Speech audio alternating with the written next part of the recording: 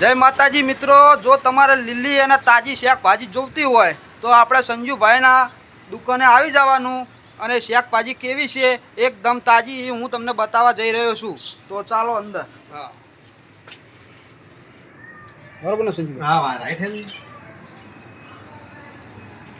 તાજી એટલે લીલી સમ એકદમ લીલી અને તાજી શાકભાજી, લીલા મરચા, ટોમાટા, ગવાની શેકો પણ મળી રહેશે અને ગોટા જો તમારે બનાવવા હોય તો મેથી પણ મળી રહેશે, પછી લીલી ડુંગળી પણ મળી રહેશે, ટોમાટર, પછી જો આપણે તુવેરો પણ આવી ગઈ છે. તો જેમ બને એમ વહેલાસર પધારો. દૂધી પણ તાજી, એકદમ તાજી. અથવા જો તમારે ચા બનાવવી હોય તો આદુ પણ તમને મળી રહેશે.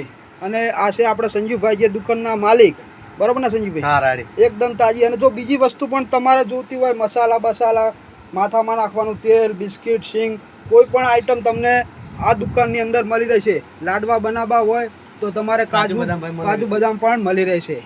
અને ઠંડા પીણાની પણ દુકાન છે, પણ હાલ ચોમાસું છે એટલે ઠંડા પીણાનું હાલ ઓછું કરી દીધું છે. બાકી તમને બધું મળી રહેશે. તો આવો આવો આવો જલ્દી. જો ફુલેવર એકદમ પણ તાજું. વટાણા પણ બિન સિઝનમાં મળશે, ભીંડા મળશે, કુબી મળશે. તો જલ્દી પધારો. તો એકદમ લીલી અને તાજી શાકભાજી લેવા માટે આપણે સંજુભાઈની દુકાને અવશ્ય એક વખત પધારજો.